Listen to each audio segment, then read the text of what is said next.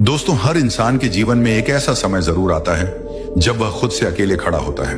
कोई साथ नहीं देता, ना परिवार, ना दोस्त, ना समाज, सब अचानक गायब हो जाते हैं। और तब समझ आता है कि इस दुनिया में अपने दम पर खड़ा होना कितना जरूरी है। बहुत से लोग इस सच को तब समझते हैं जब बहुत देर हो चुकी होती है, जब दुनिया मुंह मोड़ चुकी होती है, जब जिन्हें हम सबसे अपना मानते थे वही किनारा कर चुके होते हैं, जब मदद की उम्मीद से हम इधर उधर देखते हैं लेकिन हर दरवाजा बंद नजर आता है। उस वक्त मन में एक ही सवाल उठता है, आखिर यह सब मेरे साथ ही क्यों हो रहा है। लेकिन सच तो यही है कि यह सब हर इंसान के साथ होता है। फर्क बस इतना है कि कुछ लोग टूट जाते हैं और कुछ लोग उस अंधेरे में भी अपने अंदर की रोशनी खोज लेते हैं। इस दुनिया में कोई किसी का सहारा नहीं बनता जब तक कि आप खुद अपने लिए सहारा ना बन जाएं।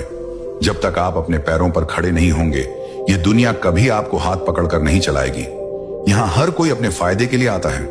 जो लोग आपको उस समय सर पर बिठाते हैं वही लोग अगले ही मोड़ पर आपको गिरा सकते हैं। इसीलिए कहा जाता है, अपने दम पर जीना सीखो वरना दुनिया तुम्हें छोड़ देगी। मित्रों, एक युवक ने अपने जीवन में सफलता प्राप्त करने का दृढ़ संकल्प कर लिया।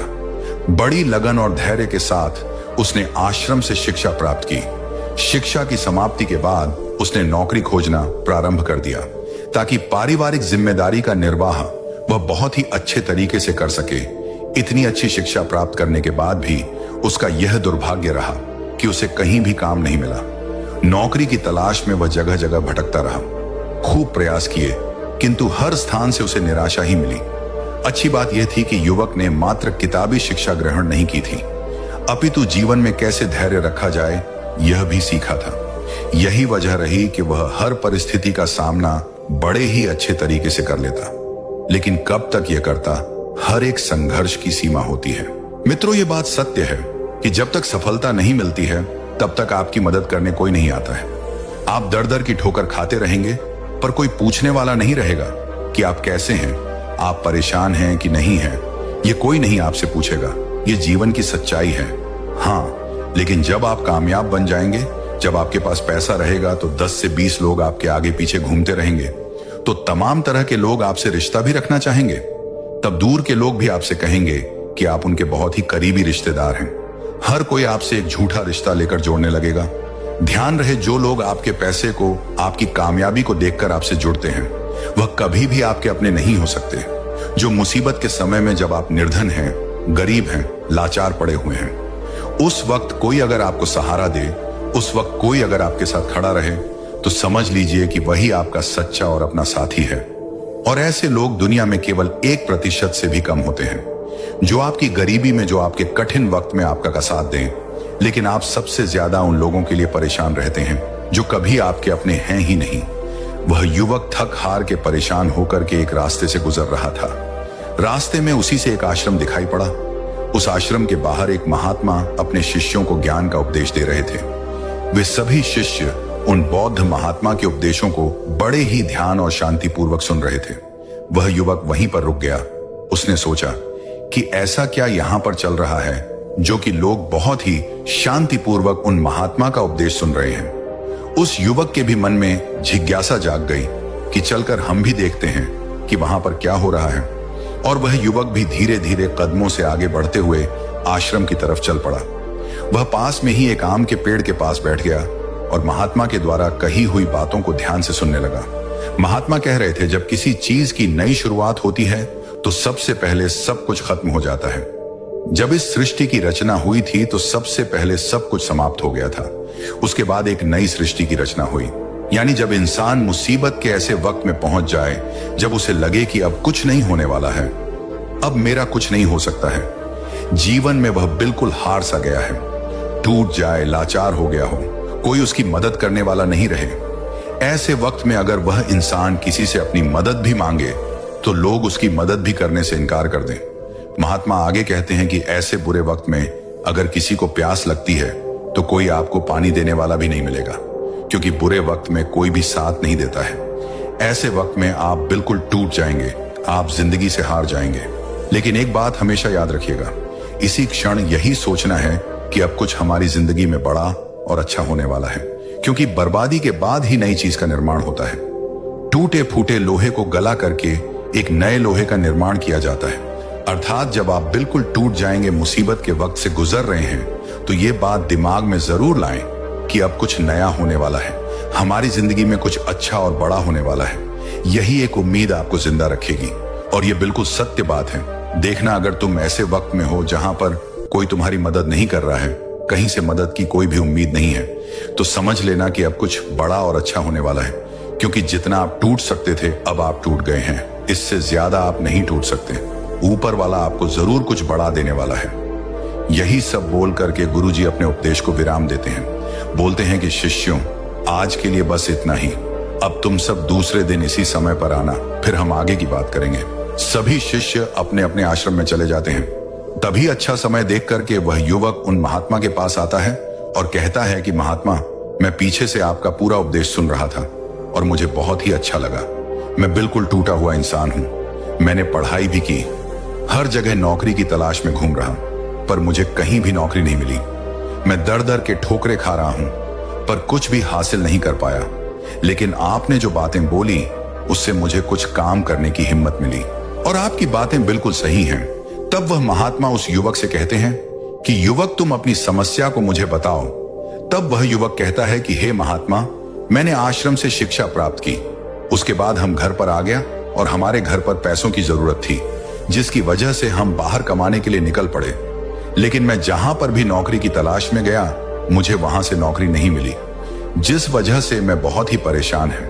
गुरुवर, कृपया मेरा मार्गदर्शन करें ताकि मैं अपने जीवन में सफलता की नई बुलंदियों को हासिल कर सकूं। फिर वह बौद्ध महात्मा उस युवक से कहते हैं कि आज हम तुम्हें कुछ छोटी छोटी बातें बता रहे हैं, जिन्हें अगर तुम अपनी जिंदगी में अपनाते हो तो तुम्हें सफल होने से कोई नहीं रोक सकता, और हर सफल व्यक्ति यही करता है। मैंने बहुत से लोगों को शिक्षा दी है, लेकिन मेरे जो शिष्य मेरी इन 7 बातों को अपने जीवन में अपना लिए, वह आज अपना नाम इस संसार में कमा रहे हैं।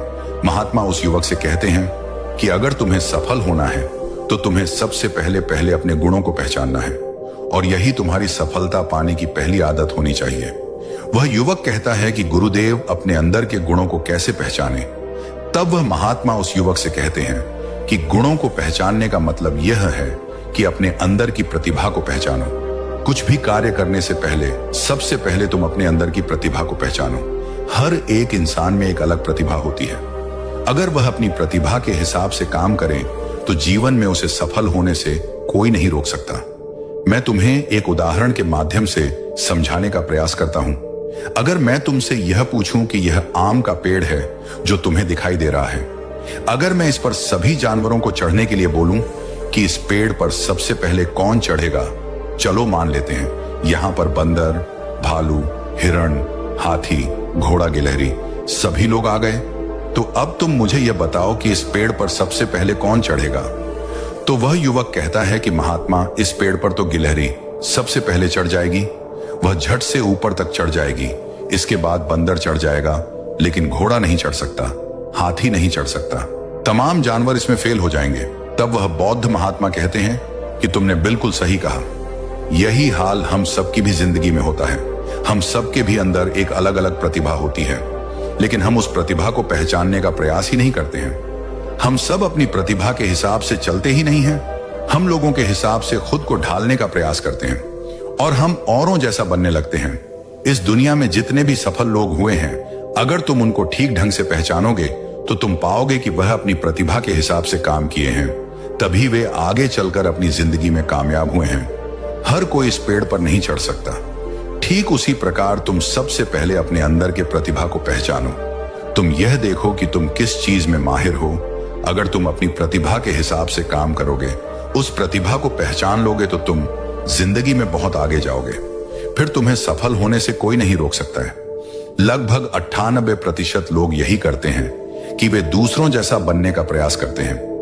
किसी ने उन्हें कहा तो वे उसके जैसा ही बनने लगते हैं, जबकि जो 1% लोग होते हैं वही सफल हो पाते हैं, क्योंकि वे अपने प्रतिभा के हिसाब से काम करते हैं। वे अपने अंदर की प्रतिभा को पहचान लेते हैं, फिर वे उसके हिसाब से उस कार्य को करते हैं और अंत में उन्हें सफलता भी मिलती है और वे लोग जिंदगी में बहुत ही आगे जाते हैं। इसलिए कुछ भी नया करने से पहले सबसे पहले तुम अपनी प्रतिभा को पहचानो, फिर उसके हिसाब से काम करो। वह महात्मा उस युवक से कहते हैं कि सफल बनने के लिए दूसरी सबसे बड़ी आदत यह है कि कड़ी मेहनत और लगन के साथ काम करो। वह महात्मा कहते हैं कि कोई भी इंसान अगर सफल होता है तो वह अपनी कड़ी मेहनत से सफलता प्राप्त करता है। जितने भी कामयाब लोग होते हैं उन्होंने बहुत कड़ी मेहनत की है। कड़ी मेहनत सही जगह पर करनी चाहिए। ये नहीं कि तुम बस बहुत कड़ी मेहनत करते जा रहे हो लेकिन सही दिशा में नहीं कार्य को कर रहे हो। तो कड़ी मेहनत के साथ साथ सही दिशा बहुत जरूरी होती है। अगर तुम सही दिशा में कड़ी मेहनत करते हो तो तुम उस काम में कामयाब जरूर हो जाओगे। तुम्हें जरूर कामयाबी मिलेगी। इसलिए कोई भी काम हो, कितना भी बड़ा क्यों ना हो, सबसे पहले यह पता लगाओ कि इस काम को बहुत ही अच्छे तरीके से कैसे किया जा सकता है। अगर आपको यह पता चल जाए कि इस काम को अच्छे तरीके से कैसे किया जा सकता है, पूरी जी जान लगा दो सफलता को प्राप्त करने के लिए। कई बार हमने देखा है कि लोगों का असफल होने का ये एक बहुत ही बड़ा कारण होता है कि वह उन्हें जो भी जिंदगी में पाना चाहते हैं वह उस चीज के लिए तो मेहनत करने लगते हैं लेकिन मेहनत सही दिशा में नहीं करते। और जब उनकी मेहनत सही दिशा में नहीं होती है तो वे धीरे धीरे अंदर अंदर टूटने लगते हैं। उनका भरोसा उठने लगता है और उन्हें उनका लक्ष्य भी प्राप्त नहीं हो पाता है। इसलिए तुम्हें जो भी कार्य को करना है, तुम्हें जो भी लक्ष्य पाना है, सबसे पहले उस लक्ष्य को पहचानो कि इस लक्ष्य तक कैसे पहुंचा जाए तो तुम जरूर सफल हो जाओगे। एक उदाहरण देता हूं कि मान लो ये सामने जो पहाड़ दिखाई पड़ रहा है, अगर मैं तुम्हें इस पहाड़ पर चढ़ने को बोलूं, अगर तुम सीधे चढ़ोगे तो तुम कभी भी इस पहाड़ पर नहीं चढ़ पाओगे। लेकिन अगर तुम इस पहाड़ पर चढ़ने के लिए एक अच्छा रास्ता खोजो कि सबसे जल्दी और आसान तरीके से इस पहाड़ पर चढ़ा कैसे जाए, पहाड़ पर तो तुम बड़ी आसानी से चढ़ जाओगे। लेकिन अगर तुम बिना सोचे समझे चढ़ने लगोगे तो तुम पहाड़ की चोटी पर कभी नहीं चढ़ पाओगे। और अगर चढ़ते भी हो तो तुम्हें बहुत समय लग जाएगा और तुम असफल भी हो जाओगे। यही हाल होता है हमारी जिंदगी में। हमें जो भी लक्ष्य को प्राप्त करना है, सबसे पहले उस लक्ष्य के बारे में सोचो और तुम यह पता लगाओ कि इस लक्ष्य तक कैसे आसानी से पहुंचा जाए। जब तुम यह पता लगा लोगे तो तुम अपने लक्ष्य को बड़े ही आसानी से पालोगे। इसलिए कठिन परिश्रम के साथ साथ सही दिशा जरूर होनी चाहिए। महात्मा उस युवक को सफलता प्राप्त करने के तीसरी आदत बताते हैं कि तुम सब सही समय पर उठो। अगर तुम सब सुबह 3 घंटे पहले उठ जाते हो, अगर तुम 4 बजे उठ जाते हो या 5 बजे भी उठ जाते हो, तो तुम्हारे पास बहुत ज्यादा समय बच जाएगा अपने कार्य को करने का। और तुम उन तमाम लोगों से आगे निकल जाओगे जो लोग देर सुबह सोकर उठते हैं। उन्हें आलस्य और बीमारियां घेर लेती हैं। अगर तुम भी देर सुबह उठोगे तो तुम भी उन्हीं के जैसा बन जाओगे। इसीलिए अगर तुम्हें लाखों की भीड़ से आगे आना है तो तुम्हें सुबह जल्दी उठना होगा। जो व्यक्ति सुबह सही समय पर जल्दी उठ जाते हैं उन्हें पूरे दिन को कार्य करने का ज्यादा समय मिल जाता है। तुम सुबह उठो, सबसे पहले अपने पूरे दिन की रूपरेखा तैयार करो कि कब मुझे क्या काम करना है, कब कौन सा काम करना है, कितने बजे क्या करना है। सबसे पहले तुम उस कार्य को करो, फिर उसके हिसाब से पूरे दिन का कार्य करो। इससे क्या होगा कि तुम्हारे पास समय बच जाएगा और तुम अपने कार्य को बहुत ही अच्छे तरीके से कर पाओगे। जो लोग ये कार्य नहीं करते हैं वह जब अपना कुछ कार्य पूरा कर लेते हैं, खाली बैठ जाते हैं, तो वह यह सोचते हैं कि अब उन्हें क्या करना चाहिए। इससे उनका समय बर्बाद होता है। और जो भी व्यक्ति अपना समय बर्बाद करता है वह अपनी जिंदगी में कभी भी आगे नहीं बढ़ पाएगा। इसलिए सुबह उठ करके सबसे पहले अपनी एक रूपरेखा तैयार करो कि हमें दिन में क्या काम करना है और क्या नहीं करना है। फिर उसके हिसाब से तुम कार्य करो। महात्मा उस युवक से कहते हैं कि अगर तुम्हें अपनी जिंदगी में सफल होना है तो चौथी आदत सुनो कि युवक, अगर तुम्हें अपनी जिंदगी में सफल होना है तो अपने राज्य किसी को मत बताओ। अगर तुम जो भी काम करना चाहते हो तो यह राज्य किसी को भी मत बताना, क्योंकि अगर तुम अपने राज्य किसी को बता दोगे तो तमाम लोगों को पता चल जाएगा कि तुम क्या करने वाले हो। और अभी तो तुम अपने कार्य की शुरुआत ही नहीं की हो, लेकिन तमाम लोग आपको गिराने की कोशिश करने लगेंगे। तो इससे तुम्हारा कार्य भी सही तरीके से सही समय पर पूरा नहीं हो पाएगा और तुम परेशान होते जाओगे। इसीलिए अगर तुम्हें अपने जीवन में कुछ करना है, कुछ पाना चाहते हो, तो तुम्हें बिल्कुल शांतिपूर्वक अपने कार्य को करना है। ढिंढोरा नहीं पीटना है। किसी को भी मत बताओ कि तुम आगे क्या करने जा रहे हो। इस बात का तुम खास ध्यान रखना। महात्मा युवक को सफल होने के लिए 5वीं बात बताते हुए कहते हैं, जो तुम्हें मैं बता रहा हूं वह यह है कि सकारात्मक सोच के साथ आगे बढ़ो। महात्मा युवक से कहते हैं कि जिंदगी में अगर तुम्हें कामयाबी पानी है, तुम्हें सफल होना है, तो अपनी सोच को सकारात्मक करो, क्योंकि सकारात्मक सोच से ही एक अच्छी बुद्धि का विकास होता है। सकारात्मक सोच से ही तुम कुछ अच्छा और बड़ा सोच पाओगे। जब कोई व्यक्ति नकारात्मक सोचता है या किसी दूसरे के बारे में सोचता है तो वह अपने कार्य को ठीक ढंग से समझ नहीं पाएगा और अपने कार्य पर ध्यान भी नहीं दे पाएगा, क्योंकि उसका दिमाग तो किसी और चीज में लगा हुआ है और वह यह काम सही तरीके से नहीं कर पाएगा। इसलिए तुम किसी के बारे में बुरा ना सोचो, भले ही वह तुम्हारा दुश्मन ही क्यों ना हो। इससे क्या क्या होगा कि तुम्हारा अपने कार्य पर से ध्यान हटने लगेगा, और जब तुम्हारा अपने कार्य पर से ध्यान हटने लगेगा तो तुम धीरे धीरे असफल होते जाओगे। इसीलिए अगर जीवन में सफल होना है तो तुम सकारात्मक सोच के साथ आगे बढ़ो। तुम इन सब की फालतू की बातें सोचने में अपना समय व्यर्थ मत करना कि कौन तुम्हें गिराने की कोशिश कर रहा है, कौन तुम्हारे प्रति अच्छा है, कौन बुरा है। यह सब सोचने का समय नहीं है। बस तुम्हें अपने कार्य को अच्छे तरीके से आगे करते जाना है। देखना, जो तुम्हारे आलोचक होंगे, जो तुम्हें नीचा गिराने की कोशिश करेंगे, धीरे धीरे वह सब तुम्हारे रास्ते से हट जाएंगे। क्योंकि जिस भी व्यक्ति के मन में नकारात्मक बातें होती हैं, जो भी व्यक्ति किसी को गिराने की कोशिश करता है, वह कभी भी अपनी जिंदगी में आगे नहीं बढ़ सकता। इसलिए अगर तुम्हें सफल होना है तो तुम एक सकारात्मक सोच के साथ आगे बढ़ो, क्योंकि सकारात्मक सोच से ही तुम्हें आगे सफलता मिलने वाली है। और तुम्हारे जीवन में जो नकारात्मक लोग हैं, जो नकारात्मक बातें करते हैं, तुम उनसे दूरियां बना लेना। महात्मा छठी बात कहते हैं जिसे तुम जरूर अपनाना, वह यह है कि अपनी विचार शक्ति का उपयोग करो। जो भी तुम अपनी जिंदगी में पाना चाहते हो उसे तुम सुबह उठ करके एक बार जरूर सोचो। तुम यह अनुभव करो कि वह चीज तुम्हें मिल रही है।